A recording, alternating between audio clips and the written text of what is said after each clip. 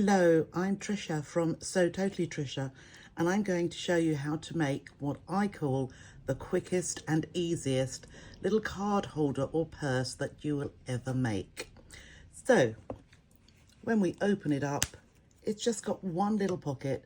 As you'll see, it's got the same fabric for the lining and the outer, so it is made with one piece of fabric.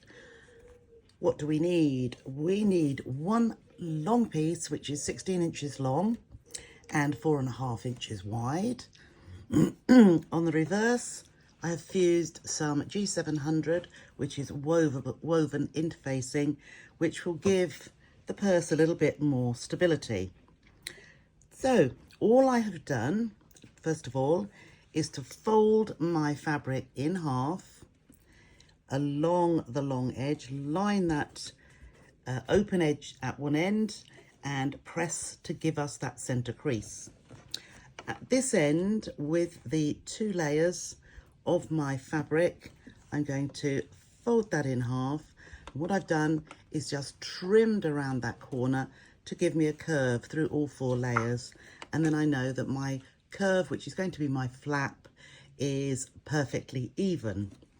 So having done that, with my crease along the center, I have then measured 2.5 inches from that crease line and drawn a line. And then I've done exactly the same on the other side, 2.5 inches from that creased line and drawn a line. So what do we do next? We can flip that over and pop it right sides together, aligning those edges at the top. And I'll just put a little clip on there to hold it. And I'm then going to fold my center crease inside. So I'm going to fold that in the middle along one of the lines that I drew. So I fold that up and press it down, and then I put the other layer down on top so that I am actually lining up those 2 marked lines so that it is totally leveled with folded edges at the bottom and open edges at the top. So I just put some clips on there to hold it, and all we are going to need is 1 stitch line around and some top stitching. So we'll start from the folded edge, and when we start, we will reverse, so we can start stitching and just reverse, and I'll take that off, and then I can just stitch around, making sure those edges, the raw edges, are totally aligned, because we are going to stitch around here. Actually, that doesn't look, just make sure that one is aligned perfectly there, and go a little bit slower around those curves. And the only thing we're going to look out for is this point here, where we're coming to the top of that fold. I'm going to put my seam ripper just there so that I know where I'm going to stop. So I've stopped just before that fold, and I'm going to lift this fold up and push it right back so that it jumps. So I've got that out of the way, and my stitching, I'm going to jump over that piece and go down to that bottom fold and just reverse to make that secure. So we can just trim around. Oh, as usual, I didn't get that lined up properly, so I'm just going to go in once more, just a little bit further in on that edge, so I know. And I'm going to go back around here and come in that little bit further. I am using an 1/8 of an inch foot rather than a 1/4 of an inch. So here I'm just going to trim that back to an 1/8 of an inch, but I've just made sure that that is now perfectly stitched. So always check that. You can tell I am real and genuine. Mistakes happen to me. So having done that, And then that little bead, that fold that I didn't stitch, I'm going to use that as my turning gap. And I'm going to push this through. So I've pushed that curved edge first of all, because then I can see where I am going to.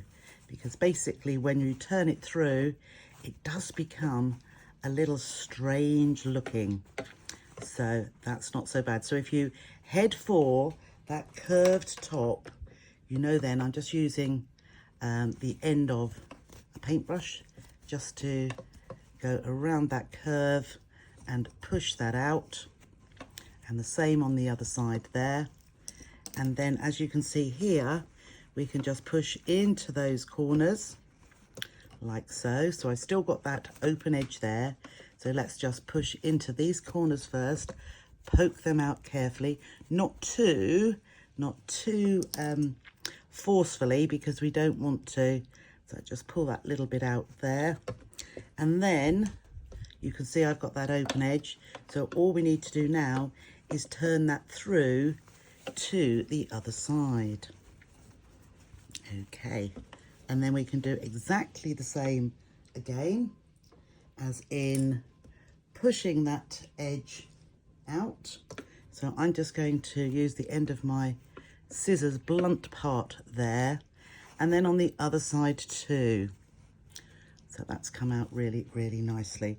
So the open edge is still in there, but that's pushed right into that edge of the seam so that it lies nice and flat. So the next thing I would most definitely do is to give that a press,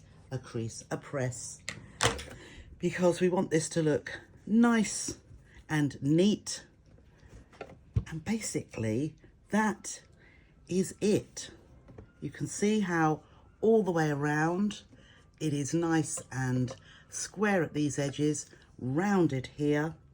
And let's just pop that one back just there while I just give this a press, and you'll see what a straightforward and simple project this is. So I've given it that little press. You could leave it exactly like that if you wanted to, but I do tend to just stitch around these edges. So if you have decorative stitches on your sewing machine, by all means use that, because that can look very, very pretty. But I'm just going to stitch around the side here, and that is going to enclose those raw edges down that one side. So let's just go slowly around the curve, and I'm just doing one line of stitching and over there. If you want to, which I have done with one, let's do it with this one as well, I will stitch along this bottom edge as well, but you don't need to. One of them I have and one I haven't. If we get right to the other line of stitching, and then I'll just do a couple of stitches over the top of the very first row. So we can just clip those off, and then all we need to do is fold that over, center the fold, and I can see that, let's see, that is 4 inches across, which is what I wanted that to be. So I shall, at this 4-inch mark, probably about ½ an inch above the opening of the flap there, I'll make that little hole, or make the mark, and then I get my hand pliers in just to cut me a hole. And whilst I have that hole, let's fold that back, and I can again go through that hole. Just make sure the purse there is lined up down those sides. We'll do another little hole there. So I find these pliers very handy, so we can put that little hole down there and poke that out, and then we can pop in our, let's have a look, let's do a different coloured, we'll have a, there we go, we'll have a light, a pale jade colour which will go really, really well with this particular, when I find the right innie and outie. And on the flap, I always put my outie. So we'll bring in the prim pliers to start off with. And there is my outie. So I'm going to place in the flap on the right side my little button, pop that on the top, pliers around, flip it over, give it a squeeze.